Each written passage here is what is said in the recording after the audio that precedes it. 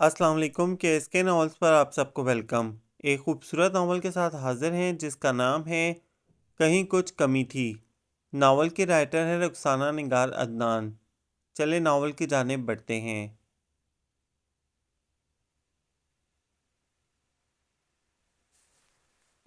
जू जू जू जा तेज मशीनी आवाज पर भैंसों के बाड़े में बड़ी दिलजमुई से कच्ची मिट्टी की दीवार पे गोल गोल गोबर थापते रजिया सुल्ताना के हाथ यकदम रुक गए।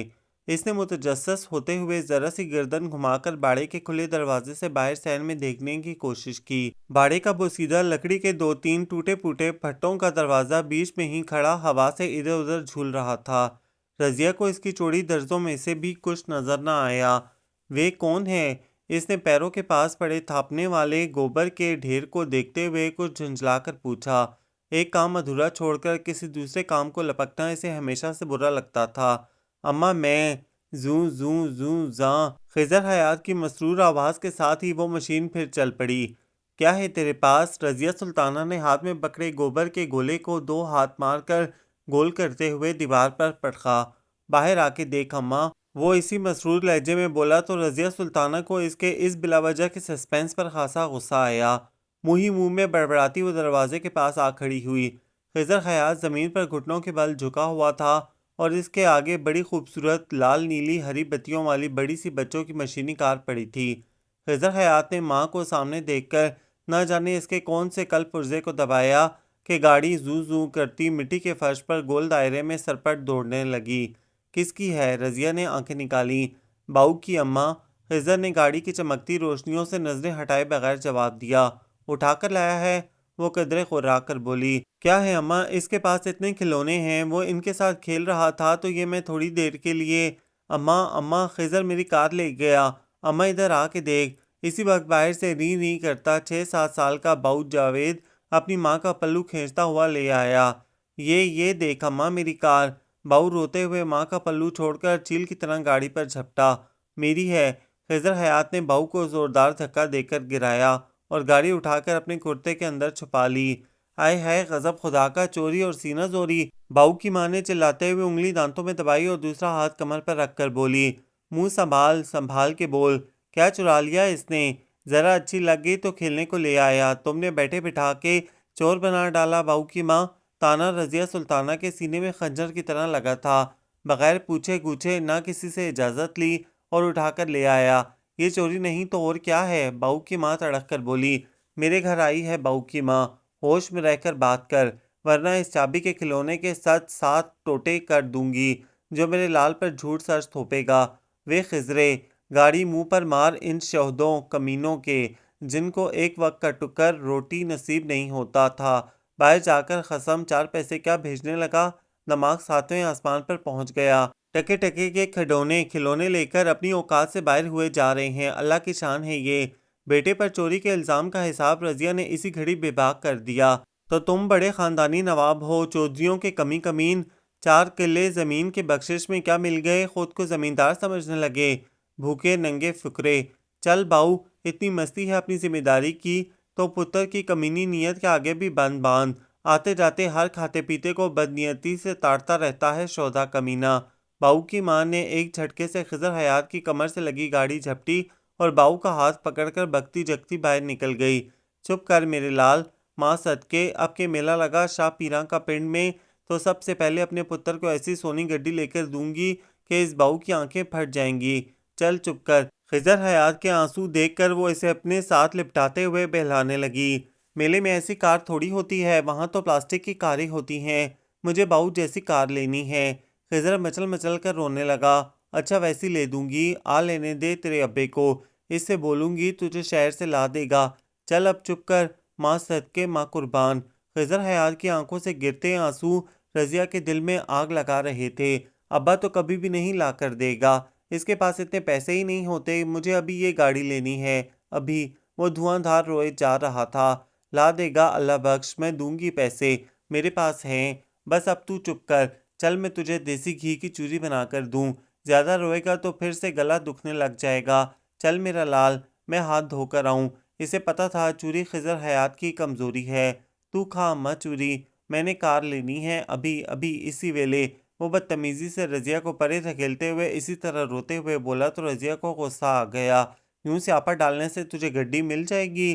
وہ ذرا سا چیخی، پھر خضر کی ناراضی کا خیال کر کے نرمی سے بولی، میں تیرے ابو کو صبح پہلی گاڑی سے شہر بھیجوں گی، وہ کل شام تک تیری ایسی کار لے آئے گا، پکا وعدہ۔ چل اب چپ کر، میں چوری بناتی ہوں کہ میٹھی روٹی پکا دوں بلائی اور مکھن ڈال کر؟ کچھ بھی نہیں۔ وہ لال بھبو کا چہرہ لیے اندر کوٹری میں بھاگ گیا۔ رضیہ سلطانہ کا دل جیسے کسی نے مٹھی میں لے لیا۔ اس نے خاصی بے دلی سے باڑے کا کام ختم کیا، اوپری اوپری جھاڑو دی اور ہاتھ دھو کر خضر حیات کے لیے خوب دل سے چاندی کے کٹورے میں چوری بنائی اور اندر لے کر جانے لگی۔ سلام اماں۔ اسی وقت اس کی 9 سالہ بیٹی شمع اسکول کے یونیفارم میں گرمی سے بے حال لال سرخ چہرہ لیے اندر داخل ہوئی۔ وعلیکم السلام، رضیہ نے بے دلی سے جواب دیا۔ خضر حیات روٹھ جائے، کچھ نہ کھائے یا اس کی فرمائش میں کوئی کمی رہ جائے تو رضیہ کو کچھ بھی اچھا نہیں لگتا تھا۔ آہا اماں، چوری بنائی ہے، میں بھی کھاؤں گی، بہت زور کی بھوک لگی ہے۔ شمع نے اچک کر پیالے میں دیکھتے ہوئے خوشی سے کہا، چل پرے ہٹ، یہ میں نے خضرے کے لیے بنائی ہے، تیری روٹی اور آلو شوربہ وہ چولہے کے پاس دھرے ہیں، کپڑے بدل کر ہاتھ منہ دھو کر کھا لے۔ وہ فوراً کٹورا پرے کرتے ہوئے بے رخی سے بولی تو شمع کا منہ اتر گیا۔ خضر آج بھی اسکول نہیں گیا، اس کے ماسٹر صاحب پوچھ رہے تھے۔ وہ برآمدے میں پڑی چارپائی پر بیگ رکھتے ہوئے بولی، بتانا تھا نا ماسٹر جی کو کہ خضرے کا جی مندہ بیمار تھا، کل سے گلے میں درد ہے۔ اب کیا بچہ بیماری شماری میں بھی چھٹی نہ کرے؟ پڑھائی جان سے بڑھ کر تو نہیں؟ کپڑے بدل لے جلدی سے، یونیفارم صاف ہے، ابھی کل کا دن بھی چل جائے گا۔ وہ جاتے جاتے شمع کو تاکید کرنا نہ بھولی۔ پھر کتنے جتنوں سے اس نے خضر حیات کو 4 نوالے کھلائے تھے۔ وہ شروع سے ہی ایسا ضدی تھا کہ جس بات پر اڑ جاتا جب تک پوری نہ ہو جاتی کسی کی نہ سنتا۔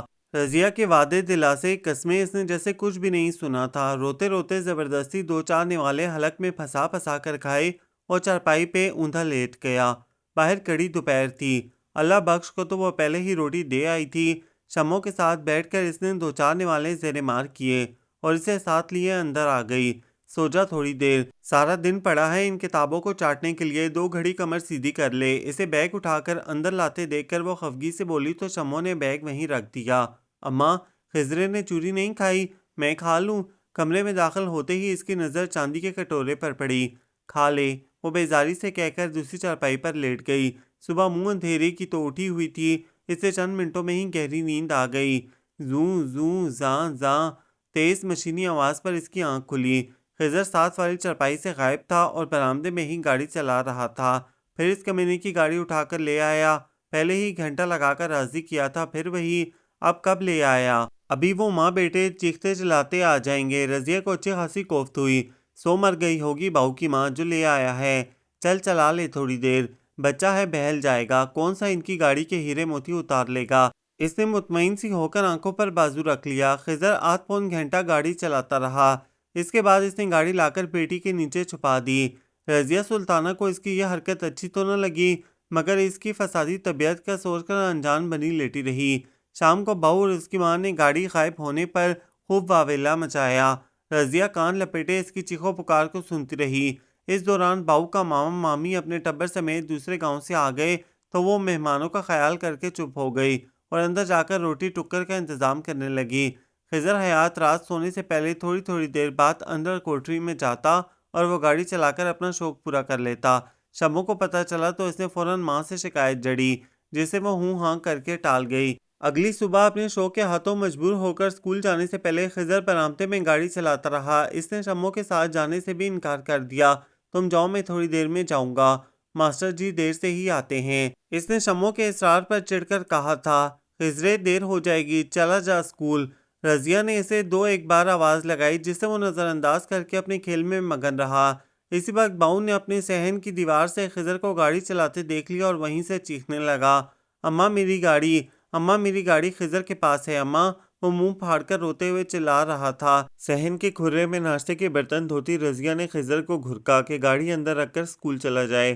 مجھے تو پہلے ہی پتا تھا اس چور نے چرائی ہے میرے بچے کی گڈی۔ ہائے ہائے، اندھیر مچا ہے جو۔ باؤ کی ماں چلاتی ہوئی بیرونی دروازے کی طرف بڑھی۔ اسی وقت خضر نے گاڑی اٹھا کر زور سے ان کے صحن کی طرف اچھال دی۔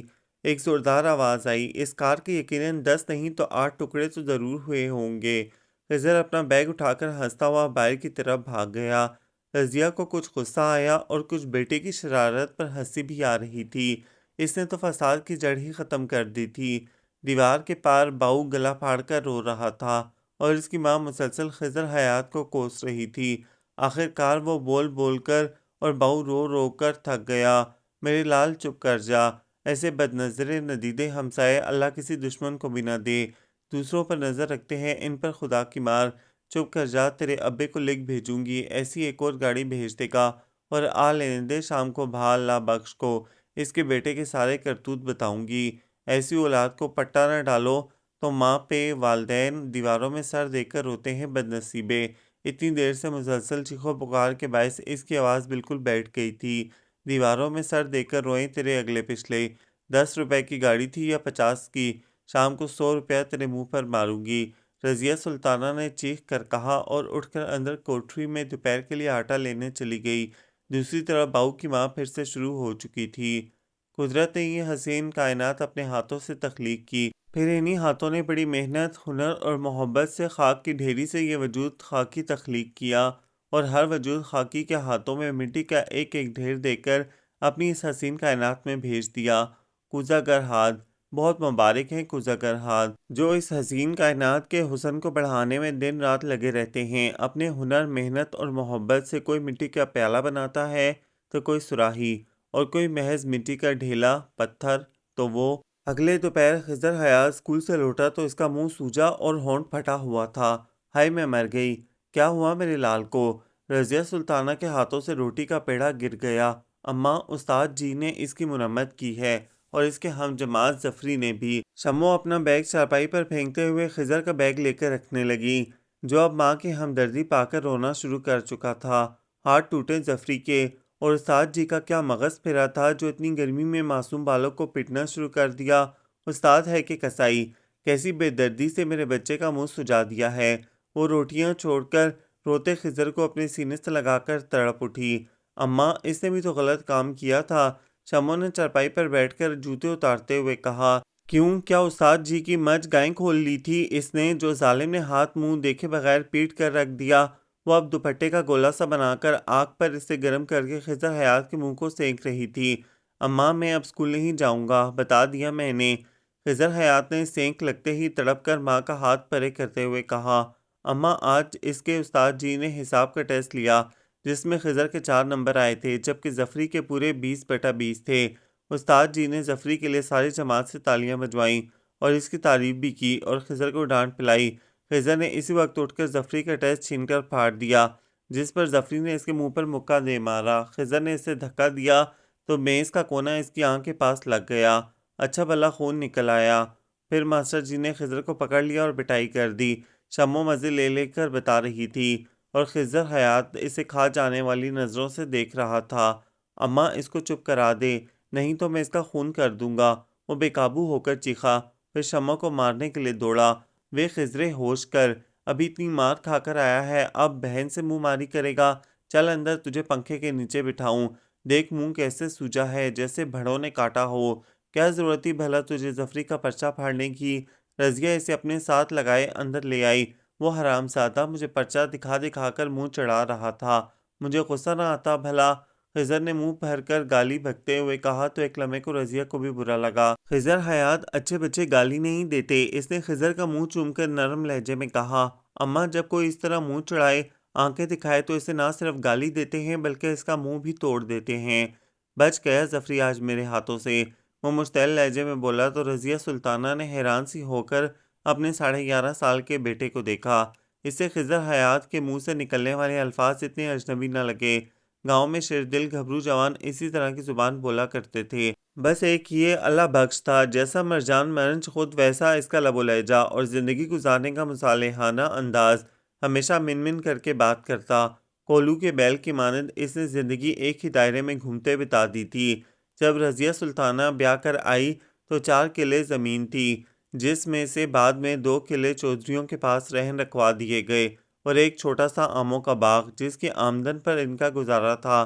اللہ بخش نے نہ کبھی اس سے آگے سوچا تھا، نہ سوچنے کی ضرورت محسوس کی تھی، جبکہ گاؤں کے آدھے سے زیادہ گھرانے جو پہلے ان جیسے ہی تھے، اچھے خاصے خوشحال ہو چکے تھے۔ کچھ کے مرد باہر جا کر درہم اور دینار بھیج رہے تھے، باقی نے شہر جا کر اپنے قدم کسی نہ کسی کاروبار میں جما لیے تھے۔ چودھریوں کی زمینداری بھی پہلے کے مقابلے میں 2 گنا پھیل چکی تھی، جبکہ انہوں نے سیاست میں بھی پیر جما لیے تھے۔ ایک واحد اللہ بخش تھا، اللہ میاں کی گائیں، جس نے ارد گرد ہونے والی اس تیز رفتار ترقی سے آنکھیں بند کر رکھی تھی۔ رضیہ سلطانہ کو البتہ اب ارد گرد کی اس چکاچوند کے باعث اچھی خوشحال زندگی گزارنے کا خیال اکثر ہی ستانے لگا تھا، اور آج خضر حیات کے منہ سے ایسی زبان سن کر اسے اپنے خواب مستقبل قریب میں سچ ہوتے نظر آنے لگے۔ خضر اپنے باپ کے مقابلے میں خوب آگے جائے گا، خضر کے منہ کی ٹکور کرتے فخر سے اسے تکتے ہوئے رضیہ نے سوچا تھا۔ رضیہ سلطانہ کا کوئی بھائی نہیں تھا، وہ اپنے ماں باپ کے بڑھاپے کی پہلی اور آخری اولاد تھی، جس کے پیدا ہونے پر انہوں نے بساط بھر خوشیاں منائی تھیں۔ پھر شاید اس کی ماں کے دل میں بیٹے کی خوب ہی حسرت تھی کہ اس نے یہی حسرت دودھ میں گھول کر رضیہ کے جسم و جاں میں اتار دی تھی، اور اس کی ماں بیچاری کو بھی یہ حسرت کیوں نہ ہوتی۔ اس کا بھی تو کوئی بھائی نہیں تھا، بس ایک بہن تھی۔ وہ تو کب سے دل میں بھائی بیٹے کی حسرت پال رہی تھی، اور یہاں تو سالہ سال کوئی پھول ہی نہ کھلا، اور جو اس کی راتوں کی گریہ زاری اور سجدہ ریزی پر رحمت بھاری جوش میں آئی بھی تو رضیہ سلطانہ ان کے کچے بڑے میں اپنی خوشبو بکھیرنے چلی آئی۔ دعا کی ایسی قبولیت پر رضیہ کی ماں کو رونا تو بہت آیا، مگر پھر بھی اللہ کا شکر ہی ادا کرتی رہی، اور جوان ہوتی رجو کو دیکھ کر اکثر دل کی یہ حسرت ٹھنڈی آگ کی صورت لبوں سے خارج ہوتی رہتی کہ آج رجو کی جگہ کوئی پتر ہوتا تو بوڑھے باپ کا بازو بنتا۔ رضیہ ماں کی حسرت بھری نگاہوں کا مطلب سمجھتی تھی، سو چور سی بن جاتی۔ اللہ بخش سے بیاہ ہوا تو اس کی دن رات سوتے جاگتے اٹھتے بیٹھتے ایک ہی دعا تھی، جو اس کا رواں رواں کرتا رہتا کہ اب اللہ اسے پتر دے۔ پتہ نہیں کون سی گھڑی قبولیت کی تھی کہ شادی کے 1.5 سال بعد ہی خضر حیات نے مسکراتے ہوئے اس کی گود میں آنکھیں کھول دیں۔ اسے تو جیسے دونوں جہاں کے خزانے مل گئے، اس کے قدم زمین پر نہیں پڑتے تھے۔ اس نے پوری برادری، پورے خاندان میں دور دور تک جس گاؤں میں جان پہچان کا ایک بندہ بھی تھا، اس کو بھی دیسی گھی کے موتی چور لڈوؤں کا 5 کلو کا ٹوکرا ضرور بھجوایا تھا۔ اس کی دیوانگی نے اللہ بخش کو بھی ہلا کر رکھ دیا کہ بیٹے کی خوشی منانے کے لیے اس نے 2 قلعے چودھریوں کے پاس رہن رکھ دیے تھے، اور رضیہ کو سونے کے 2 کڑے بھی تو بنا کر دینے پڑے تھے، جس نے اللہ بخش کو دنیا کا سب سے انمول تحفہ دیا تھا۔ اس کے بعد تو پورے گاؤں میں کسی کی مجال نہیں تھی کہ خضر حیات کو میلی کیا صاف آنکھ سے بھی نظر بھر کر دیکھ سکتا۔ کوئی ذرا سی تعریف کر دیتا، رضیہ فوراً خضر کی نظر اتارنے چل پڑتی، مرچیں مار کر جلاتی، پھٹکری کا بت بنا کر جوتے لگاتی۔ شمو کی پیدائش تک شاید ہی کوئی دن ایسا ہوگا جب خضر کی نظر دن میں یا 2 یا 3 بار نہ اتاری جاتی ہو۔ پھر شمو کی آمد نے رضیہ کی مصروفیت میں اور اضافہ کر دیا، مگر اس کا یہ مطلب نہیں تھا کہ خضر کی اہمیت کم ہو گئی تھی، بلکہ اس کی اہمیت تو شمو نے آ کر 2 چند کر دی تھی۔ رضیہ اسی شام استاد جی کے گھر جا کر ان کی اچھی خاصی کلاس لے آئی۔ استاد جی، خضر میرا اکلوتا بچہ ہے، دادا کے ددیال نانکے ننیال میں منتوں مرادوں کے بعد پیدا ہونے والا۔ وہ تو زمانے کا چلن ہے کہ آج کل پڑھائی ضروری ہو گئی ہے، ورنہ میں اسے یوں کبھی پرائے ہاتھوں میں نہ دوں جو پڑھائی کے بہانے اسے پھول کی چھڑی سے بھی چھوئیں۔ آج آپ نے جو معمولی سی بات پر اس کا مار مار کر برا حال کیا ہے، مجھ نصیب و جلی کی آنکھیں چلتی ہیں جو اس کی طرف دیکھتی ہوں۔ آخر آپ بھی بال بچے دار ہو، کچھ تو ہاتھ ہولا رکھنا تھا، جو کوئی آپ کے لال کو ایسے پیٹے تو پھر میں آ کر پوچھوں۔ وہ استاد جی کی بیوی کی طرف مدد طلب نظروں سے دیکھتے ہوئے رندھے ہوئے گلے سے بولی، تو استاد جی کی بیوی انہیں گھورنے لگی۔ دیکھ بہن، میں نے اسے ناجائز نہیں مارا، اس نے ظفر، مار تو جی مار ہوتی ہے، جیز ناجائز، جائز ناجائز نہیں ہوتی۔ آپ نے پھول سے بچے کو روئی کی طرح دھنک کر رکھ دیا۔ بس میں کہہ رہی ہوں، آئندہ اس کی ایسی مار پیٹ ہوئی تو میں اسے اسکول نہیں بھیجوں گی۔ مجھے حکومت کے کوتوال آ کر پنڈار گاؤں میں ڈھول پیٹا کریں، مفت کتابیں، مفت تعلیم۔ ادھر تو جی لگتا ہے مار بھی مفت ہے۔ وہ ہاتھ نچا نچا کر دھمکی دیتے ہوئے ماسٹر جی کا جواب سنے بغیر نکل گئی۔ کیسی پٹھی الٹی مت کی عورت ہے، بجائے بچے کو ڈانٹنے سمجھانے کے اس کی بدتمیزی پر اور شہ دے رہی ہے۔ ایسا بدتمیز بچہ ہے نری فساد کی جڑ۔ اٹھتے بیٹھتے ہم جماعتوں سے پنگے لینا تو اس کا محبوب مشغلہ ہے۔ نالائقوں کا سینگ کوڑ مغز۔ اس کے باہر جاتے ہی استاد جی بھڑک کر بولے، وہ سمجھائے نہ سمجھائے یہ اس کی سردردی ہے، پر آپ بچوں کو اتنی بے دردی سے نہ ماریں کہ لوگ میرے بچوں کو منہ پر لے آئیں۔ کوئی سدھرے یا بگڑے، آپ کا کام صرف پڑھانا ہے، کوئی خدائی فوجدار نہیں ہیں آپ۔ استاد جی کی بیوی بدمزاجی سے بولی تو وہ افسوس سے سر ہلاتے ہوئے اسے دیکھنے لگے۔ رات کو اللہ بخش کے سامنے تازہ چلم رکھتے ہوئے جب رجو نے سارے دن کی رویداد سنائی تو وہ اسی پر الٹ پڑا۔ اوئے نیک بخت، اس کا ہی بھلا ہے، 4 اکھر لفظ پڑھ لے گا تو برے بھلے کا پتہ چل جائے گا، نہیں تو باپ دادا کی طرح چٹا کورا رہ جائے گا، نہ دین کا نہ دنیا کا، اور استاد کی مار تو سونا ہوتی ہے۔ 4 ڈنڈے کھا لے گا تو کوئی اس کی چمڑی نہیں اتر جائے گی، غلط کام کرے گا تو اس کی سزا بھی ملے گی، اسے یہ بات سمجھنا چاہیے۔ اور تو جاہلوں کی طرح اٹھ کر ماسٹر جی کو بولنے چل دی، بڑی نالائکی کی تو نے رجو۔ لے بتا بھلا، ایسا کون سا اس نے کسی کا گلا کاٹ دیا تھا جو ماسٹر جی اس کا کیما کرنے بیٹھ گئے؟ استاد ہو چاہے کوئی اور، بچے کو دیکھ بھال کر مارنا چاہیے۔ تم جو مرضی کہہ لو، بچہ تو بچہ ہی ہوتا ہے، اسے مار سدھار نہیں ہوتی، بگاڑ ہوتی ہے۔ میرا خضر سمجھدار ہے، وہ اور کڑ مغز ہوں گے جن کو سدھارنے کے لیے مار پیٹ ضروری ہوتی ہے۔ میں آج کہہ آئی ہوں ماسٹر جی، آئندہ سوچ سمجھ کر ہاتھ لگائیں گے میرے لال کو۔ ہاں۔ وہ چارپائی پر بے خبر سوئے خضر حیات کے بال سنوارتے ہوئے منہ چوم کر بولی تو اللہ بخش تعصب بھری نظروں سے اسے دیکھ کر حقے کی نئے منہ میں لے کر گڑگڑانے لگا۔ رضیہ سلطانہ کی بڑی تمنا تھی کہ اس کا اکلوتا لختہ جگر ڈھیر سارا پڑھے، اس گاؤں کے اجٹ گوار لوگوں میں کسی اور کا حل لیے کھیتوں میں بیلوں کے ساتھ جتے مردوں سے بے حد مختلف، سب سے جدا نظر آئے، اونچا لمبا گھبرو جوان بنے، علم و عقل اور دانش میں بھی سب سے بڑھ کر ہو، دھوتی کرتا لاچا نہ باندھے، شہری بابو کی طرح سوٹڈ بوٹڈ خوشبو لگائے بال جمائے سارے پنڈ کی شان نظر آئے۔ بس اسی خیال سے وہ خضر حیات کو پڑھا رہی تھی کہ بہت زیادہ نہ صحیح مگر تھوڑا بہت اس کے خوابوں سے قریب تر آئیڈیل میں ڈھل سکے۔ پر جوں جوں دن مہینوں میں اور مہینے سالوں کی آغوش میں گم ہوتے جا رہے تھے، اسی طرح رضیہ سلطانہ کے آئیڈیل کے بالوں پر بھی ایک ایک کر کے نامعلوم خلاؤں میں گم ہوتے جا رہے تھے، اور ہر بالوں پر کے گم ہونے پر وہ نا امید و شکستہ دل ہونے کے بجائے خضر کے لیے دل میں ڈھیر ساری گنجائش پیدا کر لیتی۔ چاہے یہ کچھ بھی نہ بن پائے تو بھی سارے گراں گاؤں سے علیحدہ نظر آتا ہے، وہ آتے جاتے اسے نظر بھر کر نہ دیکھتی۔ خضر پتر پڑھا کر، تیرے پرچے ہو رہے ہیں۔ وہ صحن کے کھرے کی منڈیر پر بیٹھا لاپرواہی سے موٹا سا گنا دانتوں سے چھیل چھیل کر مزے سے کھا رہا تھا جب رضیہ نے چولہے کی راکھ سے کالی پتیلیاں مانجتے ہوئے میٹھے ملتجی لہجے میں کہا، اماں پرچے تو ہر سال ہوتے ہیں، ان سے کیا ڈرنا، اور تیرا پتر ڈراکل ڈرپوک نہیں ہے جو ان کاغذ کے پرچوں سے ڈر جائے۔ ہاں ہاں ہاں۔ اس نے رس بھری گنڈیری چباتے ہوئے ہنسا۔ اور یہ تیری بی بکراتن پڑھ نہیں رہی، دیکھنا ٹاپ کرے گی، بیچاری دن رات کتابوں میں آنکھیں پھوڑتی ہے اور پھر بھی مر کے پاس ہوتی ہے، اس سے زیادہ تو بغیر پڑھے میرے نمبر آ جاتے ہیں۔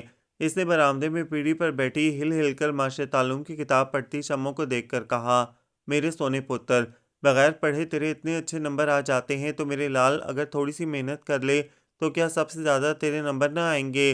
رضیہ سلطانہ نے پیار سے اسے چمکارا۔ اماں، میں 14 سال کا ہو رہا ہوں اور تو مجھے چھلے کے بچے کی طرح پچکارتی ہے، میں کوئی کاکا ہوں جسے پتہ نہیں کیا کرنا چاہیے اور کیا نہیں۔ اس نے باقی ماندہ گنا سامنے کوٹری کی چھت پر اچھال دیا۔ تو 100 سال کا بھی ہو جائے گا تو میرے لیے کاکا ہی رہے گا۔ رضیہ سلطانہ کا بس نہیں چلتا تھا کہ اسے اپنے پروں میں چھپا لے۔ اماں، میں 100 سال کا ہو بھی جاؤں تو کیا اتنے سال زندہ رہے گی؟ اس کی کیا گارنٹی ہے بھلا؟ وہ بدتمیزی سے ٹھٹر لگا کر بولا۔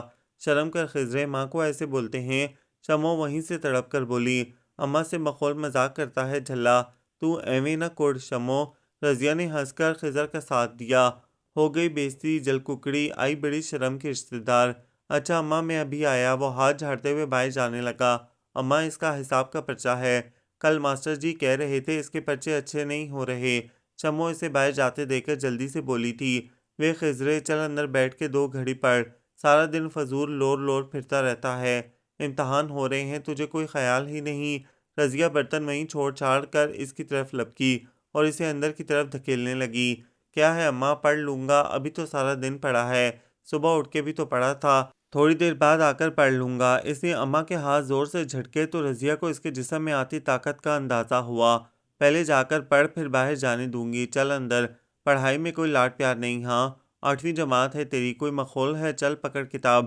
رضیہ نے اسے اندر دھکیل کر ہی دم لیا اور وہ شموں کو دھمکاتا ہوا بے دلی سے کتاب لے کر بیٹھ گیا تو رضیہ کو اس پر بڑا پیار آیا۔ دل میں اس کی کامیابی کی ڈھیر ساری دعائیں مانگتی وہ پھر سے برتن مانجنے لگی۔ خضر حیات نے رو پیٹ کے 8ویں پاس کر لی تھی، بہت بڑا مارکا تھا جو اس نے سر کیا تھا۔ رضیہ کے میکے میں کوئی بھی 8ویں پاس نہیں تھا۔ اس نے پورے خاندان میں مٹھائیاں بانٹی تھیں اور ساتھ ہی کہلا بھیجا کہ اگلے سال خضر 10ویں پاس کر لے گا تو اس کی مٹھائی بھی بھجواؤں گی اور 2-4 سالوں میں افسر بننے کی بھی۔ اللہ بخش اس کی دیوانگی کو چپ چاپ دیکھے جاتا۔ اسے خضر سے ایسی کوئی امید نہیں تھی۔ آج کل یوں بھی سردیاں شروع ہو چکی تھیں۔ اس کا دمے کا مرض عروج پر تھا۔ سانس کی تکلیف اسے رات رات بھر سونے نہ دیتی۔ سینہ پکڑے وہ گاؤ تکیے کے سہارے بیٹھا رہتا۔ ساری رات رجو اس کے ساتھ سوتے جاگتے کاٹتی۔ حکیم جی کی دوا میں بھی اثر نہیں رہا۔ میں تو کہتی ہوں شہر چل کر اب کسی اچھے سیانے ڈاکٹر کو دکھا۔ یوں کب تک تکلیف جھیلتا رہے گا؟ وہ اللہ بخش کی پیلی زرد رنگت اور ہڈیوں کا ڈھانچہ بنتے جسم کو دیکھ کر فکر مند ہو رہی تھی۔ اچھے سیانے ڈاکٹر کی فیس بھی تکڑی ہوتی ہے رجو، ہم غریب نہ مانے کمزور کہاں سے بھریں؟ سردی جائے گی تو یہ بیماری خود ہی جان چھوڑ دے گی، تو بس دعا کر۔ پھر سردی تو چلی گئی مگر اس کی کمزور جان کو ایک اور درد کا تحفہ دے گئی۔ شموں کے 8ویں کے پرچے ہو چکے تھے جبکہ خضر حیات 9ویں میں بری طرح سے فیل ہوا تھا اور رضیہ سلطانہ نے مارے شرم کے ہر پوچھنے والے سے کہہ دیا تھا کہ بیچارے کو بخار ہی بڑا برا چڑھا تھا، اس نے تو امتحان ہی نہیں دیا۔ جن کو پتا تھا کہ خضر نے امتحان دیا ہے ان کو بھی یہی کہہ دیا کہ پرچے دینے تو جاتا رہا مگر تاب بخار سے کچھ لکھا ہی نہیں جاتا تھا بیچارے سے۔ آج کل گھر کا سارا کام شموں اس کے ساتھ مل کر کرواتی تھی اور آج تار پر دھلے ہوئے کپڑے ڈالتی۔ شموں کو دیکھ کر رضیہ کو جھٹکا سا لگا۔ یہ اپنی شموں اتنی بڑی ہو گئی اور مجھے پتہ بھی نہیں چلا۔ پر آمدے کی گرہ باندھتے اس کے ہاتھ وہیں تھم گئے۔ پتہ کیوں نہیں چلا؟ پرسوں ہی تو نے اسے نہر پر جا کر کپڑے دھونے سے منع کیا تھا۔ کوئی چپکے سے اس کے اندر سے بولا۔ زلیخا نے بڑے دنوں سے چکر نہیں لگایا۔ خضرے کے 8ویں پاس کرنے پر بھی بس گھڑی کی گھڑی آئی تھی اور کوئی ذکر بھی منہ سے نہ کیا۔ اب تو محمد صفدر نے 10 جماعتیں بھی پاس کر لی ہیں۔ اسے اچانک اپنی اکلوتی نند یاد آئی جو فاروق آباد میں رہتی تھی۔ اس نے شموں کے پیدا ہوتے ہی اپنے اکلوتے بیٹے محمد صفدر کے لیے اسے مانگ لیا تھا۔ آج اللہ بخش آئے تو اس سے کہتی ہوں ہم دونوں اس جمعے کو فاروق آباد ہو آتے ہیں، بہانے سے ذکر چھیڑ کر اس کا ارادہ بھی جان لوں گی۔ اس نے چوٹی گوند کر تیل کی شیشی اٹھا کر اندر رکھنے چلی گئی مگر اللہ بخش سے یہ سب کہنے کی نوبت ہی نہ آئی۔ اس وقت وہ گھر میں داخل ہوا تو پیٹ پکڑے دورہ ہوا جا رہا تھا اور تکلیف کی شدت سے اس کی آنکھیں باہر کو ابلی پڑ رہی تھیں۔ ہائے میں مر جاواں، خضرے کے ابا خیر تو ہے؟ رضیہ تڑپ کر آگے بڑھی اور بمشکل اس سے سہارا دے کر چارپائی تک لائی۔ اللہ جانے رجو، پیٹ میں ایسا درد ہے جیسے کوئی چھریاں مار رہا ہو۔ ہائے ہائے میں مر گیا۔ شمو باپ کا واویلا سن کر اندر سے دوڑی آئی۔ اللہ سونا رحم کرے، چل حکیم عطا کے پاس چلیں۔ پر نہیں، میں اسے ادھر ہی لے آتی ہوں۔ شمو باپ کو پانی دے۔ رضیہ بھوکلاہٹ میں گلے میں پڑا دوپٹہ کھولے بغیر چپلے پاؤں میں اڑس کر بائک کی طرف بھاگی۔ مجھے تو سمجھ نہیں آ رہی اس درد کی وجہ۔ صبح اس نے کیا کھایا تھا؟ حکیم عطا اللہ بخش کے واویلے اور اس کی بگڑتی حالت دیکھ کر خود بھی گھبرا گیا۔ کھانا کیا تھا؟ جی دہی کے ساتھ چھوٹا سا پراٹھا لیا تھا، دوسرے چوتھے دن یہی کھاتا ہے اللہ بخش۔ کبھی کبھی پیٹ میں درد ہو جاتی تھی پر ایسی تو نہیں۔ اوئے عطا، یہ وہ درد نہیں، یہ وہ درد نہیں۔ اللہ بخش تکلیف سے بے حال ہو کر چلایا، اپنے بال نوچنے لگا۔ یہ کھانے سے ہونے والی پیٹ درد نہیں۔ اچھا یہ شربت پی کر دیکھ، اللہ اپنے کرم کرے گا۔ حکیم نے لال شربت کا آدھا بھرا ہوا کپ اس کے منہ کو لگا دیا، جسے پینے کے تھوڑی دیر بعد اللہ بخش کو کچھ قرار سا ملا۔ کیا ہوا اماں ابے کو؟ اسی وقت پریشان سا خضر اندر داخل ہوا۔ مجھے ویدے وحید نے بتایا۔ پتہ نہیں پتر، پیٹ میں بڑا ظالم پیٹ درد ہے، بیچارے کا سانس نہیں آ رہا۔ رضیہ نے ڈھال سے اللہ بخش کے ہاتھ دباتے ہوئے آنسو پونچھ کر بولی، کچھ الٹا سیدھا کھا لیا ہوگا ہیں ابا؟ وہ مزاحیہ انداز میں باپ سے بولا جس نے بے دم ہو کر آنکھیں بند کر رکھی تھی۔ اللہ بخش کچھ آرام ملا؟ حکیم عطا نے تھوڑی دیر بعد پوچھا۔ اچھا رجو بہن، میں اب چلتا ہوں، کوئی مسئلہ ہو تو آ کر بتا جانا، ویسے میں شام کو آ کر دیکھ بھی جاؤں گا اور دوا بھی دے جاؤں گا۔ اور وہ اٹھتے اٹھتے اشارہ کرتے ہوئے رکا تو رضیہ اس کی طرف بڑھی۔ مجھے تو یہ کوئی اور ہی مرض لگتا ہے، کوشش کرو اسے شہر جا کر دکھا دو، وہ جاتے جاتے آہستگی سے کہہ گیا تو رضیہ کی جان ہوا ہو گئی اور حکیم عطا کا وسوسہ بے جا نہیں تھا۔ آنے والی رات بڑی قیامت خیز تھی۔ اللہ بخش کی چیخوں سے ارد گرد کے سارے ہمسائے اکٹھے ہو گئے تھے۔ مجھے تو لگتا ہے اس کے پیٹ میں پھوڑا ہے، حکیم عطا نے دبے لہجے میں کہا۔ ہائی میں مر گئی حکیم جی، یہ ٹھیک تو ہو جائے گا نا؟ اسے کچھ ہوگا تو نہیں؟ اللہ بخش کی حالت نے رضیہ کو پاگل سا کر دیا تھا۔ اللہ سے دعا کرو اور صبح ہی اسے شہر لے جاؤ۔ مجھے تو کچھ سمجھ نہیں آ رہی، شہر جا کے ٹیسٹ ایکس رے ہوں گے، مرض کا پتہ لگانے کے۔ ادھر 100 طریقے ہوتے ہیں، میرے پاس تو یہ جڑی بوٹیاں اور شربت ہیں، یہ بھلا کیا اثر کریں گے ایسے شدید مرض میں؟ صبح دم جب اللہ بخش تڑپ تڑپ کر نڈھال ہو گیا، اس کی شاید آنکھ لگ گئی تھی، تو حکیم جی اور دوسرے لوگ ایک ایک کر کے چلے گئے۔ شہر کا علاج کون سا سستا ہے، ادھر میرے پاس تو مر کے 500-700 نہیں۔ رضیہ سلطانہ کی نیند، بھوک، پیاس سب ختم ہو گئی، صرف ایک ہی خوف سر پر سوار تھا کہ اللہ بخش کو تو کہیں کچھ ہو نہ جائے۔ یہ نہ رہا تو وہ اس سے آگے کچھ سوچنا نہیں چاہتی تھی۔ روپے پیسے کے انتظام کرتے 11-12 دن لگ گئے اور اللہ بخش ان 12 دنوں میں سوکھ کر کانٹا ہو گیا۔ وہ پہلے کون سا تن و من تھا، مخنی سا بدن اور اتنی شدید تکلیف کہ اس کے جسم کا گویا سارا خون نچوڑ کر لے گئی تھی۔ رضیہ تو اسے دوسرے دن ہی شہر کے بڑے اسپتال لے گئی تھی، جہاں اسپتال والوں نے 1-2 ٹیکوں کے بعد اس کے ہاتھ میں دوسرے اسپتال کا پتہ تھما کر آگے روانہ کر دیا تھا۔ دوسرا اسپتال شہر کے آخری کونے میں تھا اور جب وہ وہاں پہنچے تو اسپتال کا ٹائم ختم ہو چکا تھا۔ ڈیوٹی پر موجود جونیئر ڈاکٹر نے اللہ بخش کو نیند کی گولیاں، درد کا انجیکشن لگا دیا۔ وہ غنودگی میں بھی ہائے ہائے کرتا رہا۔ رضیہ نے خضر حیات کے ساتھ وہ رات اسپتال کے بیرونی باغ میں کھلے آسمان تلے سوتے جاگتے گزاری، اور صبح جب سینئر ڈاکٹرز آئے تو انہوں نے اللہ بخش کو دیکھتے ہی 8-10 ٹیسٹ لکھ دیے، اور جب وہ ٹیسٹ کروانے لیبارٹری گئے تو رضیہ کے ہوش اڑ گئے۔ ٹیسٹ اتنے مہنگے تھے کہ وہ سال بھر کا غلہ بھی بیچ آتی تو بھی حساب چکتا نہ ہوتا۔ اسی وقت اللہ بخش کو گاؤں واپس لے آئی، 2 کلے زمین چودھری کو پٹے پر 2 سال کے لیے دی۔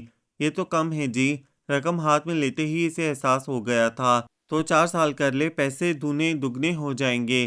چودھری نے لاپرواہی سے حقہ گڑگڑاتے ہوئے اسے راہ سجھائی تو اس نے بے بسی سے سر ہلا دیا۔ وہ سارا پیسہ 2.5 مہینوں میں چٹپٹ ہو گیا۔ کبھی اللہ بخش ٹھیک ہو رہا ہے، کبھی لگتا بس گھڑی پل کا مہمان ہے، اور یہ خیال ہی رضیہ کی جان کھینچ لیتا۔ اسے تو پتہ ہی نہیں تھا کہ اسے اللہ بخش سے اتنا پیار ہے، یا شاید زمانے کی ان ہواؤں سے ڈر لگتا تھا جو سر کا سائیں سر پر نہ ہو تو منہ زور آندھیوں کی طرح شوکریں بھرنے لگتی ہیں۔ اس نے رسیلے آموں کی پکی فصل، پیلا سنہرا باغ، سال بھر کی امیدیں، خواب سب رہن رکھ دیے کہ شاید اللہ بخش اپنے قدموں پر چل کر گھر آ سکے۔ اس کے پیٹ میں واقعی پھوڑا تھا، حکیم عطا نے صحیح تشخیص کی تھی۔ اس پھوڑے نے اس کے پیٹ کی ہر رگ، ہر نالی کو زہر آلود کر دیا تھا، ایسا جان لیوا ناسور کہ جان لے کر ٹلا۔ خضر حیات دن بھر ماں کے ساتھ اسپتال میں ہوتا، دوائیاں، رپورٹیں، کھانا وغیرہ لانے کے لیے، اور رات کو شموں کی وجہ سے گھر چلا جاتا۔ باپ کی لمبی بیماری نے اسے باپ ہی سے بیزار کر دیا تھا۔ دوا لینے جاتا تو گھنٹوں لگا دیتا، ماں کچھ کہتی تو آنکھیں نکالنے لگتا۔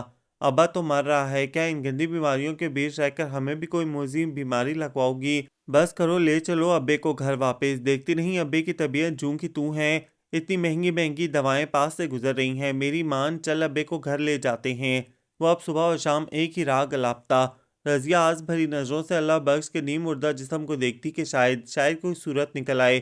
5ویں مہینے کا آخری ہفتہ تھا جب اللہ بخش نے کئی دنوں بعد آنکھیں کھول کر ایک بے بس سی نظر اپنی رجوں پر ڈالی۔ آکسیجن ماسک کے اندر اس کے لب ذرا سے پھڑپھڑائے۔ استغوانی پنجہ اس نے ذرا سا اٹھایا اور گرا دیا۔ خفیف سے گردن ہلا کر آنکھیں موند لیں۔ وہ خضرے کے ابا، آنکھیں کھول، اللہ بخشا، میں مر جاواں گی، آنکھیں پٹ کھول، دیکھ اپنی رجو دلوے۔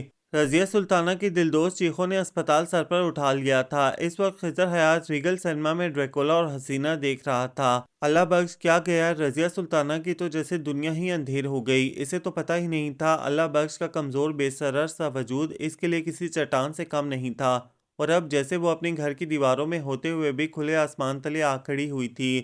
بے بس نظروں سے کبھی لچکیلی شاخ جیسی جوان ہوتی شمعوں کو دیکھتی اور کبھی کڑیل جوان مگر اکھڑ اور بے لحاظ خضر کی جانب نگاہ کرتی، اور کبھی جیون کی دشوار گزار راہوں کو دیکھتی۔ سال بھر کی پٹے کی رقم تو وہ یکمشت لے چکی تھی اور اللہ بخش کی بیماری پر لگا چکی تھی۔ جو تھوڑا بہت بچا تھا وہ اسے مزید ہراساں کر رہا تھا۔ زلیخا رب سونے نے ہمت نہیں دی اللہ بخش کو، نہیں تو اس جمعے ہم تمہاری طرف آنے والے تھے۔ تیرا بھرا بھائی خود تجھ سے یہ بات کرتا، جسے اب زبان پر لاتے ہوئے جی خون کے آنسو رو رہا ہے، کیسے کہوں؟ کہتے کہتے وہ ململ کے دوپٹے کا گولا بنا کر منہ کے آگے رکھے اپنی ہچکیاں روکنے کی کوشش کرنے لگی۔ اس کی عدت ختم ہوئے بھی 1.5 مہینہ بیت چکا تھا۔ زلیخا اسے ملنے آئی تھی اور وہ اب دل کی خواہش کو زیادہ دیر تک دبا نہ سکی۔ بھرجائی، تو بھی مجھے بھرا کی طرح پیاری اور قابل عزت ہے، جو کہے گی سر آنکھوں پر رکھوں گی۔ تو میری بہن، میری ماں جائی کے برابر ہے۔ زلیخا اسے چپ کراتے کراتے خود بھی سسکنے لگی۔ اب تو جیون بڑا دشوار لگنے لگا ہے زلیخا، جو ہو سکے تو میری سانسوں کو کچھ سوکھا آسان کر دے۔ وہ اس کے آگے ہاتھ باندھ کر آنسو بھری آنکھوں سے بولی، شرمندہ نہ کر بھر جائی۔ زلیخا نے اس کے ہاتھ تھام کر چوم لیے۔ اپنی امانت جلد سے جلد لے جائیں، اللہ بخش کی دی ہوئی ذمہ داری سے ساتھ عزت کے فارغ ہوں۔ اس نے بالآخر وہ بات کہہ ہی دی جس نے اس کی راتوں کی نیند برباد کر رکھی تھی۔ میں خود آج اسی لیے آئی تھی، پر زبان زیب نہیں دیتی تھی۔ جو تاریخ تو کہے گی مجھے منظور ہے۔ شگروں کے کام خوشی خوشی طے کرتے ہیں۔ آنسو پونچھ لے بھر جائی، گئے ہوں کے ساتھ کوئی نہیں جاتا، اپنی آئی پر جاتا ہے۔ زلیخا نے کہہ کر اس کا مان بڑھا دیا۔ پھر اگلے چاند کی 11 تاریخ طے کر کے دونوں نے قریبی گھروں میں مٹھائی بھجوا دی۔ جو تھوڑا بہت پیسہ اللہ بخش کی بیماری سے بچ گیا تھا، اس میں سے کچھ تو روزمرہ کے اخراجات اٹھ گیا، باقی کا رضیہ نے شموں کا جہیز بنانے میں خرچ کر دیا۔ حالانکہ اسے زلیخا نے صاف منع کر دیا تھا کہ وہ شموں کو 3 کپڑوں میں رخصت کر دے، وہ اسے اپنی بیٹی بنا کر لے جا رہی ہے، بہو نہیں۔ پر رضیہ کی خوددار طبیعت کو یہ گوارا نہیں تھا۔ ایک بڑا پلنگ، 2 کرسیاں، ایک میز، ضروری سٹیل، تانبے اور چینی کے برتنوں کے علاوہ کپڑے، جوتے تھے، ایک ہلکا سا لاکٹ سیٹ، ایک انگوٹھی محمد صفدر کی اور زلیخا کے لیے بندے بنوا لیے تھے۔ ابھی ابھی صدیق سونار یہ چیزیں دے کر گیا تھا۔ وہ سرخ پڑتی شموں کو دکھاتے ہوئے خوش ہو رہی تھی۔ سارا کچھ اس کو دے دینا ہے، کچھ نو بہو کے لیے بھی رہنے دے اماں۔ خضر اچانک کوٹری کا بند دروازہ کھول کر اندر داخل ہوا تھا۔ اس کی نظریں ان چمکتی چیزوں پر جمی تھیں۔ جب نو بہو کا ویلا وقت آئے گا تو اس کی قسمت کا بھی بن جائے گا۔ اللہ نے تجھے 4 ہاتھ پاؤں دیے ہیں، کما کر دے، اس سے دونا دگنا بنواؤں گی۔ پتہ نہیں اسے خضر کی آنکھوں میں کیسی چمک نظر آئی تھی کہ اس نے جھٹ سے ڈبیا بند کر کے صندوق میں کپڑوں کے انچیں رکھ دی۔ ہاتھ پیر کیا ہوا میں چلاؤں؟ تو نے کچھ چھوڑا ہو تو نہ، سب کچھ تو گروی رکھ چھوڑا۔ اب میں کس کی چاکری کرتا پھروں؟ وہ وہیں لکڑی کے پٹھے پر ٹانگ جما کر کھڑا ہو گیا۔ میں نے کوئی چاہ شوق سے نہیں رکھے تھے رہن، تیرے باپ کی جان کے لالے پڑے تھے، اتنی جلدی بھول گیا؟ رضیہ کی آنکھیں بھر آئیں۔ تو بچا لیا تو نے ابا کو؟ نظر بھی آ رہا تھا کہ اس نے مر ہی جانا ہے، پھر بھی تو نے سب کچھ داؤ پر لگا چھوڑا، جیسے اس کے پچھلوں نے بھی اس کے ساتھ ہی مر جانا ہے۔ کچھ تو ہمارا خیال کیا ہوتا۔ خضر کی بکواس پر رضیہ اتنا حیران ہوئی کہ جواب میں اسے برا بھلا بھی نہ کہہ سکی۔ دونوں ماں بیٹی چپ کی چپ رہ گئیں۔ اگلی صبح بھی منہ اندھیرا ہی تھا جب رضیہ نے کوٹری میں کھٹر پھٹر کی آواز سنی تو ہڑبڑا کر اندر بھاگی۔ خضر صندوق پر جھکا جیسے کچھ تلاش کر رہا تھا۔ بے خضرے کیا کر رہا ہے ادھر؟ وہ بتی جلا کر آگے بڑھی۔ وہ اوپر کا صندوق اٹھا کر دوسری طرف رکھ چکا تھا۔ نیچے شموں کے جہیز کا ٹرنک تھا۔ میرا مفلر نہیں مل رہا، شہر جا رہا ہوں میں۔ وہ بتی جلانے پر کچھ جھنجھلا کر بولا، نہ داد، جہیز کے ٹرنک میں تیرے مفلر کا کیا کام؟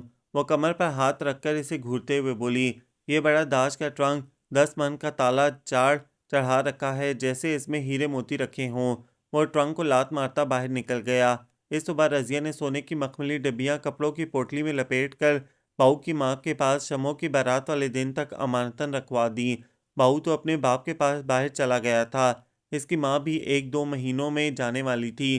بیاہ کا گھر ہے، سو آنا جانا لگا ہے۔ بار بار لڑکیاں بالیاں داج کے کپڑے کھول کھول کر دیکھتی ہیں، اور شموں پوری جھلی ہے، کہاں تک راکھی کروں؟ اس نے پھیکی ہنسی کے ساتھ جواز پیش کیا تو باؤ کی ماں سر ہلاتے ہوئے زیور سنبھالنے لگی۔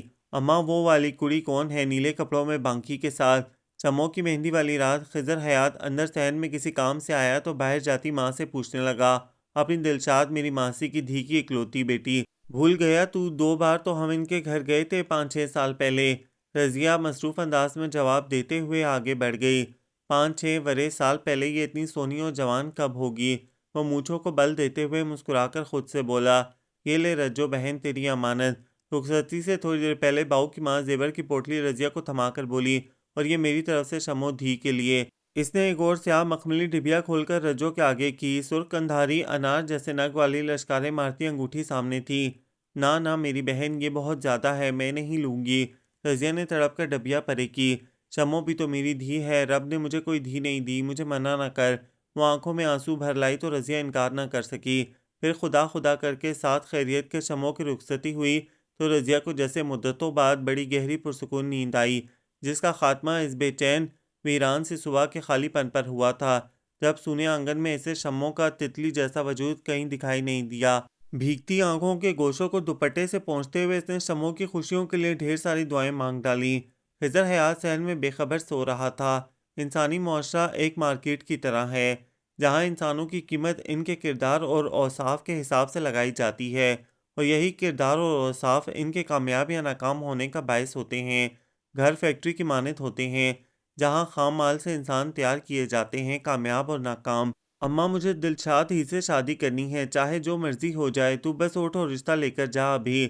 خضر اپنے اسی ہٹیلے پن سے دوسرے ہی دن اس کے سر پہ سوار کہہ رہا تھا، پاگل ہو رہا ہے، سودائی نہ ہو تو، وہ تو منگی ہوئی ہے ٹھیکرے سے اپنے چچے کے پتر پرویز سے، تو کیا ہوا، توڑ دے منگنی، نکاح تو نہیں ہوا، جو ہوا بھی ہوتا تو کیا تھا۔ رضیہ حیران نظروں سے اسے دیکھ رہی تھی۔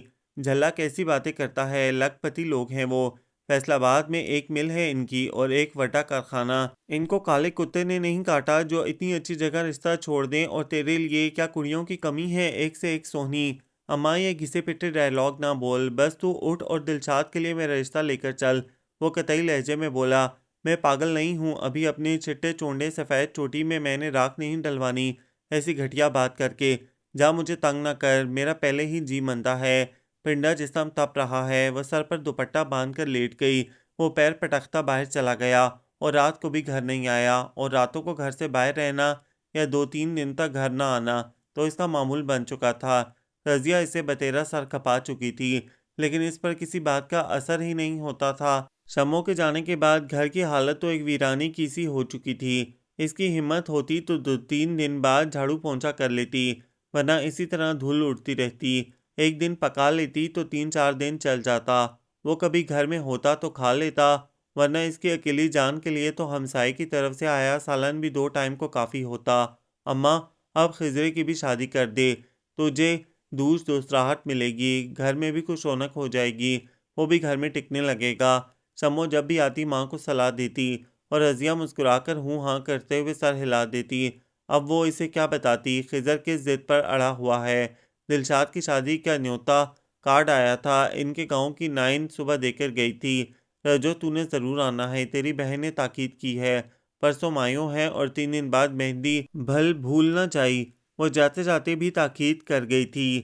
چل اچھا ہے، خضرے کے سر سے تو دلشاد کا بھوت اترے گا۔ دلشاد کی شادی کا سن کر اس کے اندر سکون سا اتر گیا، وہ گہری نیند سوئی ہوئی تھی جب دھاڑ کی آواز کے ساتھ کوٹری کا دروازہ کھلا۔ خضر حیات دروازے میں کھڑا تھا، اس نے پیچھے کیا ہاتھ گھما کر آگے کیا تو گٹھری سی لڑکتی ہوئی رضیہ کی چرپائی پہ آ گری۔ ہاں ہائے، کیا کون ہے؟ وہ جو ابھی تک گہری نیند کے خمار میں تھی، اتنا وزن اپنے اوپر آ گرنے پر ہڑبڑا کر اٹھ بیٹھی۔ سیاہ چادر میں لپٹی، پیلے جوڑے میں اپٹن کی خوشبو میں بسی دلشاد اس سے لپٹی سسک رہی تھی۔ ہائے میں مر گئی دلشاد، یہ رضیہ کے تو پیروں تلے سے زمین نکل گئی۔ نکاح کر لایا ہوں میں اس سے، پکے کاغذ پر انگوٹھا لگایا ہے میں نے۔ وہ اسی طرح چوکھٹ میں جمع کھڑا تھا، بندوق کی نالی پر۔ ماسی پوچھ اس سے کیا بگاڑا ہے میں نے اس کا؟ اماں، ہائے اماں، دلشاد تڑپ تڑپ کر رونے لگی۔ اپنی زبان کو قابو میں نہیں رکھے گی تو اس بندوق کی گولی سے ٹھنڈا کر دوں گا۔ ماں تیری ابھی مری نہیں جو بین ڈال رہی ہے، دل قابو میں رکھ۔ اماں کھانے کو کچھ ہے؟ رضیہ کے دل تو جیسے اس کی کمزور پسلیاں توڑ کر نکلا جا رہا تھا۔ زہر ہے تو کہیں سے لا دے مجھے، ایک ہی بار میں ٹھنڈی ہو جاؤں۔ کرما سڑے نصیب و جلے، ایسے پتر ہوتے ہیں۔ بڈھے وارے میں سر میں سوا خاک ڈال دی تو نے۔ خضرے میں یہ ویلا دیکھنے سے پہلے مر کیوں نہ گئی؟ اماں فضول کا سیاپا نہ ڈال، کوئی ناجائز کام نہیں کیا میں نے، شرعی کام کیا ہے، اپنی پسند کو حاصل کرنا کوئی جرم نہیں۔ ہاں، وہ ڈٹائی سے کہہ کر نہانے چلا گیا۔ ماسی میں مر جاؤں گی، مجھے میرے گھر بھجوا دو ماسی۔ دلشاد اس کی آغوش میں منہ چھپا کر رونے لگی۔ یہ ابھی سوتا ہے تو کچھ کرتی ہوں، تو حوصلہ کر، میں تیرے لیے پانی لاتی ہوں۔ نہیں ماسی، مجھے اکیلا چھوڑ کر نہ جا، مجھے پیاس نہیں، میں نے بس گھر جانا ہے۔ وہ اور بھی اس سے چمٹ گئی تو رضیہ سر تھام کر بیٹھ گئی۔ خضر باہر سین میں ہی لیٹ گیا اور وہ دونوں اندر کوٹری میں پڑی رہیں۔ رات بھر میں 3 بار رضیہ اٹھ کر باہر گئی مگر اسے خضر جاگتا ہی ملا۔ دوسروں کی نیند کھوئی چھینی ہے، تجھے نیندر کہاں سے آئے گی؟ تیسری بار وہ جلے کٹے انداز میں اسے کہہ آئی، چل اٹھ، چل میرے ساتھ، تجھے تیرے گھر چھوڑاؤں۔ ابھی رات کا آخری تارا شمال میں چمک رہا تھا، ہلکی ہلکی خنکی ٹھنڈ میں بدل گئی تھی، ہوا میں بھی کچھ تیزی آ گئی تھی، جنوب سے سیاہ بادلوں کے ٹکڑے اڑے چلے آ رہے تھے۔ رضیہ بھی نیم خنودہ دلشاد پر چادر اڑا کر برآمدے میں تہجد کی نماز کے لیے نیت باندھ کر کھڑی ہوئی تھی کہ اس نے خضر کی آواز سنی، اور اس کے سلام پھیرنے تک وہ دلشاد کو گھسیٹتا ہوا دروازے تک لے جا چکا تھا۔ بے خضرے وے حیا کر، کدھر لے کر جا رہا ہے کڑی کو اس ویلے؟ دن چڑھ لین دے، چھوڑ اسے۔ وہ 2 کلانچوں میں صحن عبور کر کے اس دروازے تک پہنچی تھی۔ دن چڑھ لینے دوں تاکہ اس کے سگے پہنچ جائے میری ٹانگیں توڑنے۔ ہٹ اماں، میرے راستے میں نہ آ، چل۔ اس نے دلشاد کو زور سے گھسیٹ کر چوکر سے باہر دھکیلا۔ تو میری لاش سے گزر کر اسے لے جا سکے گا، چھوڑ اسے۔ رضیہ پھرتی سے آگے بڑھی۔ خضر نے ایک تمسخر بھری نظر اس کے ناتواں وجود پر ڈالی اور کھٹ سے دروازہ بند کر کے باہر سے کنڈی لگا دی۔ وے خضرے، تجھے رب کا واسطہ، وے کھول دروازہ، میں کہتی ہوں کھول۔ تجھے اپنا دودھ نہیں بخشوں گی، ماں کی بددعا لے گا، کھول۔ وہ پاگلوں کی طرح سر پٹکتی دروازہ پٹتی رہی اور وہ اسے لے کر کہیں دور اندھیرے میں گم ہو گیا۔ نامراد بے ہدایتہ، میرے ربا، کیسی بے بسی ہے، اسے جھولی اٹکے پھیلا کے بددعا بھی نہیں دے سکتی۔ رب خیرہ کری۔ وہ چوکٹ میں بیٹھی روتی گڑ گڑاتی رہی۔ صبح پڑوسیوں نے باہر سے کنڈی کھولی۔ نہ جانے کیڑا کون سا شرارتی بال بچہ تھا کنڈی لگا گیا باہر سے۔ وہ آنکھیں چراتے ہوئے بولی۔ سارا دن وہ لاشعوری طور پر دلشاد کے گھر والوں کی آمد کی منتظر رہی۔ شاید انہیں اب تک پتہ نہیں چلا تھا کہ دلشاد کو اغوا کرنے والا خضر ہے۔ اماں، خضرہ کہاں ہے؟ دوسری صبح شمو چلی آئی۔ وہ بخار میں تپ رہی تھی۔ کیوں؟ پتہ تو ہے وہ گھر میں کب ٹکتا ہے؟ اماں، وہ ادھر فاروق آباد میں ہے، اپنے کسی دوست کے گھر۔ صفدر بتا رہے تھے اس کے ساتھ کوئی لڑکی بھی ہے۔ شمو کے کہنے پر رضیہ کے دل دھڑکا۔ اچھا، وہ سوچ میں پڑ گئی کہ بتائے یا نہ بتائے۔ شمو اٹھ کر گھر کی صفائی کرنے لگی۔ میلے کپڑوں کا ڈھیر تھا جو اس نے دوپہر تک دھو کر پھیلایا۔ ماں کو کھچڑی پکا کر دی۔ سارے گھر کے جالے اتارے۔ کیوں کملی ہو رہی ہے؟ اپنے گھر سے بھی کام کرتی آتی ہے، ادھر آ کر بھی کھپنے تھکنے لگ جاتی ہے۔ چھوڑ پرے، ادھر کون سا کوئی آتا جاتا ہے؟ اللہ رحم کرے اماں، میرا میکا ہے، وزدہ روے۔ یہ بوا، دروازہ کھلا رہے۔ رب سونا خضرے کو عقل دے، اس کی شادی کر دو، دیکھنا دنوں میں ادھر چھوٹے چھوٹے بال بچے کلکاریاں بھرتے پھریں گے۔ اور ہاں اماں، ضروری بات تو میں کرنا بھول گئی، وہ پھپھی نے گڈی کی بات طے کر دی ہے لاہور میں، جلد ہی منگنی کریں گے وہ لوگ۔ اور اماں، صفدر کا بھی تبادلہ ہونے والا ہے، شاید لاہور ہی ہو جائے۔ وہ اب بیٹھی ماں کے سر میں تیل لگا رہی تھی۔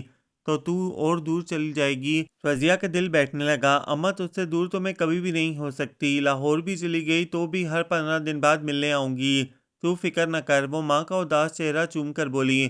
اماں، میری مان، یہ گھر بیچ کر نہ دیے، رب نہ کرے، گھر رہے گا تو خضرہ کبھی نہ کبھی تو آ ہی جائے گا۔ وہ تڑپ کر بولی تو شمو چپ کر گئی۔ 7ویں دن شمو پھر بھوکلائی ہوئی آ گئی۔ اماں غضب ہو گیا۔ وہ گھر میں داخل ہوتے ہی بولی تو تکیے کے خلاف چڑھاتی رضیہ وہیں سہم گئی۔ اماں، میں نے بتایا تھا نا کہ صفدر نے خود خضرے کو ادھر دیکھا تھا کسی بے آباد مکان میں۔ صبح منہ اندھیرے گولیاں چلنے کی آواز آئی اور لوگ بھاگے ہوئے وہاں پہنچے۔ اماں، وہ لڑکی دلشاد تھی، ماسی بطولہ کی بیٹی۔ اس کے بیٹوں نے صبح سویرے اسلحے کے ساتھ اس گھر پر دھاوا بول دیا۔ خضرہ اسے اغوا کر کے لایا تھا اور بندوق کے ڈراوے سے اس سے نکاح بھی پڑھوا لیا تھا۔ خضرہ وہاں سے بھاگ گیا، اس کی ٹانگ پر گولی لگی اور وہ لوگ دلشاد کو لے گئے۔ ہم نے تو محلے میں ہوار ذکر نہیں نکالی، کتنی نموشی ہوتی ہے۔ اور خضرہ وہ دھڑکتے دل کے ساتھ بولی۔ اماں، وہ بھاگ گیا، کیسی بے حیائی کا کام کیا ہے اس نے، مجھے تو سوچ کے شرم آ رہی ہے۔ شمو رونے لگی تو رضیہ اسے چپ کرانے کو دلاسا بھی نہ دے سکی۔ پھر اس کے بعد خضر کا کچھ پتہ نہیں چلا۔ شمو کے میاں کا تبادلہ ہو گیا تو وہ بھی چلی گئی اور رضیہ کی آنکھیں دروازے پر ٹکی رہ گئیں۔ مجھے تجھ سے یہ امید نہیں تھی رجو، تو نے بہن ہو کر ویریوں دشمنوں والا کام کیا، خدا تجھے کبھی معاف نہ کرے۔ تو نے میری سچل دھی کو داغ کیا، اس مایوں بیٹی کو برباد کیا، خدا تم لوگوں کو غارت کرے۔ تو نے اس کے معصوم دل کی بدوائیں لی ہیں، وہ سہاگن بننے سے پہلے اجڑ گئی تھی۔ رجو، تیرا ککھ نہ روے، اس کی ماسی کی دھی آئی تھی، اس نے جھولیاں اٹھا اٹھا کر رجو کو خوب بدوائیں دی تھیں اور وہ جواب میں کچھ بھی نہ کہہ سکی کہ تیری کوکھ میں آنکھ لگی ہے تو میری ممتا بھی تو قتل ہو گئی ہے، میں کس کے آگے جا کر وین بین ڈالوں۔ اسے تو جیسے چپ ہی لگ گئی تھی۔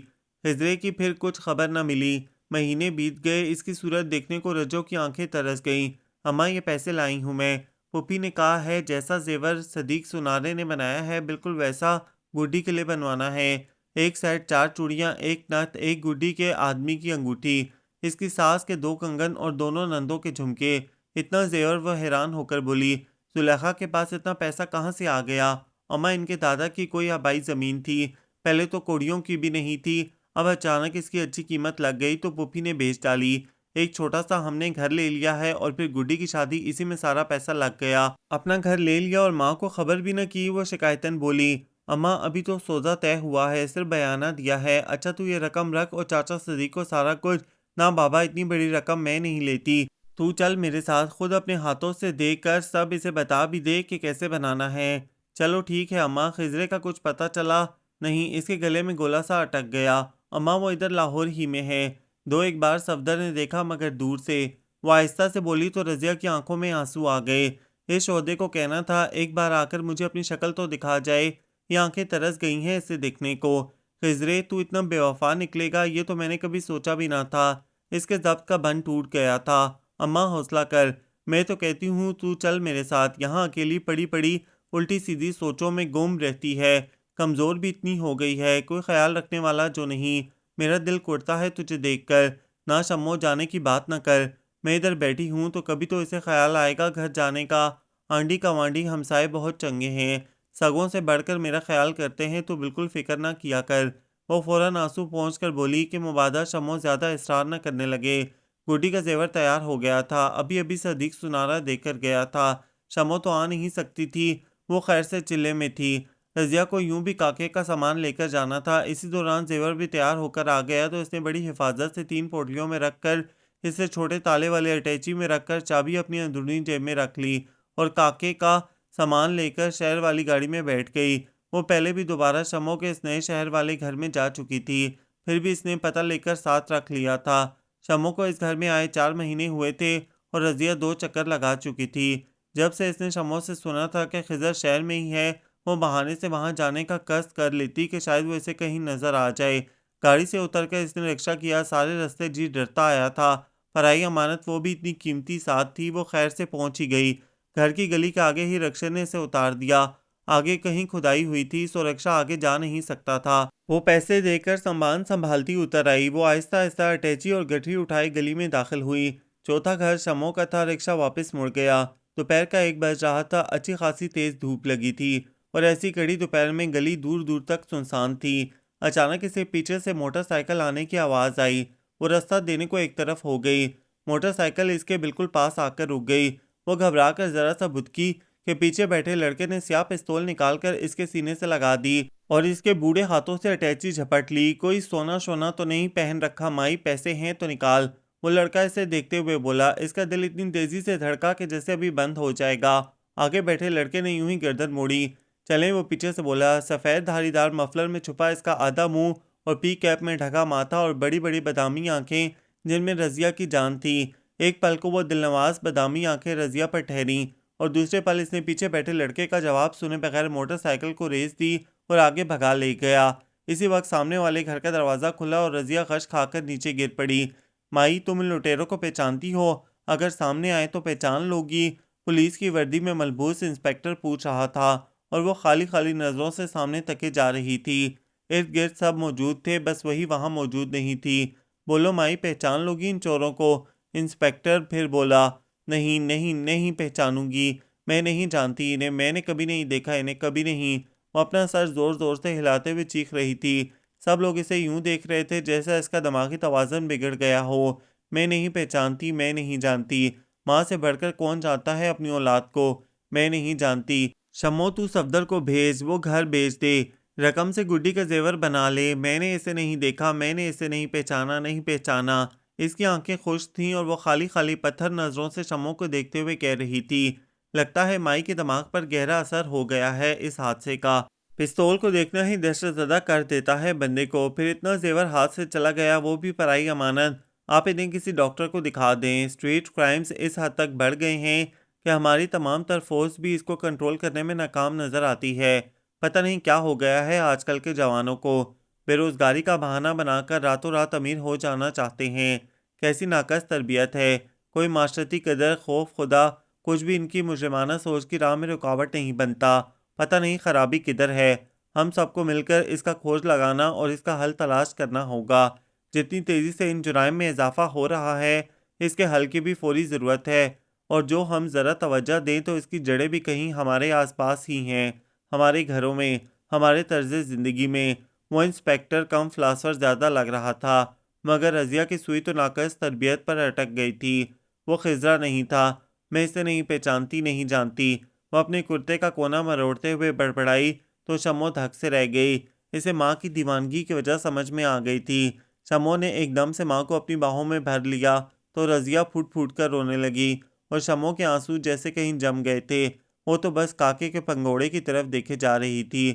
خام مال اس کی آغوش میں آ چکا تھا، اور وہ ماں کا کندھا تھپکتے ہوئے دل میں عہد کر رہی تھی کہ اسے رضیہ نہیں بننا۔